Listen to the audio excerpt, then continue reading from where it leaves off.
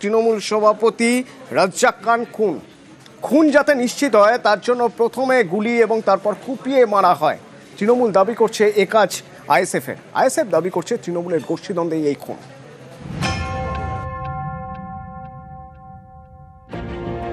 রাজ্জাক খান ভাঙড়ের তৃণমূল নেতা, অঞ্চল সভাপতি। বৃহস্পতিবার রাতে বাড়ির কাছেই তাকে খুন করা হয়। দক্ষিণ 24 পরগনার ভাঙড়। এখানকার চালতাবেড়িয়া অঞ্চলে তৃণমূল সভাপতি রাজ্জাক খান বিজয়গঞ্জ বাজার ব্যবসায়ী কমিটির সভাপতিও। বৃহস্পতিবার রাতে প্রথমে গুলি করা হয় রাজ্জাককে, পরে কোপানো হয়।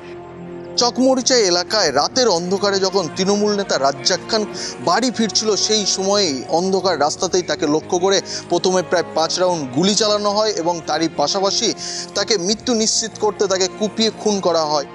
বৃহস্পতিবার রাত তখন 9:45 বিজয়গঞ্জ বাজারে তৃণমূলের অফিস থেকে বাইক চালিয়ে বাড়ি ফিরছিলেন রাজ্জাক খান। বাইকে ছিলেন আরো দুজন। বাড়ির কাছে আসতেই রাজ্জাককে লক্ষ্য করে গুলি করে এক দুষ্কৃতী। রাজ্জাকের সঙ্গে বাইকে থাকা অন্য দুজন পালিয়ে যান। গুলি লাগার পরে বাইক থেকে পড়ে যান রাজ্জাক। মৃত্যু নিশ্চিত করতে গুলিবিদ্ধ তৃণমূল নেতাকে কোপানো হয়।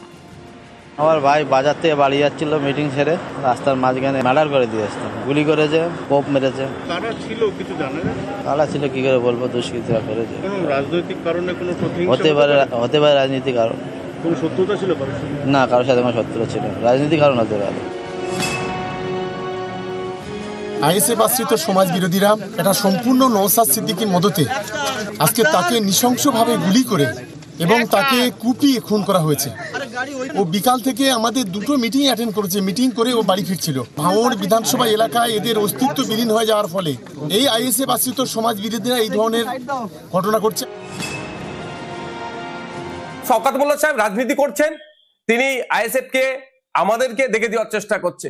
কিন্তু শওকত সাহেবের যদি আমরা প্রিভিয়াস রেকর্ড দেখি, খুন হয়ে করেছে তাদের দলের লোকেরা, তারাই যুক্ত থেকে অন্যদেরকে, তাদের দলের প্রথম সারির নেতাদেরকে সাইড করে। ওখানে আইএসএফ বা বিরোধীদের সাথে ওর সম্পর্ক খুব একটা খারাপ ছিল না। কিন্তু একদা সময় আরাবুল ঘনিষ্ঠ ছিল, প্রেসার দিয়ে চাপ দিয়ে এখন শওকত ঘনিষ্ঠ করেছে। এবার এই সুযোগটা কে নিয়েছে এটা তদন্ত সাপেক্ষ। পরিবার যদি চাই, পরিবারের হয়ে প্রয়োজনে আমি মামলা করব সিবিআই ইনভেস্টিগেশন করার জন্য।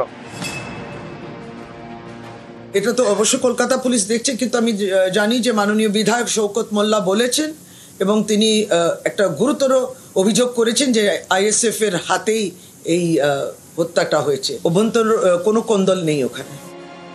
ভাঙড় এখন কলকাতা পুলিশের আওতায়। এই খুনের ঘটনা তদন্ত শুরু করেছে উত্তর কাশীপুর থানার পুলিশ।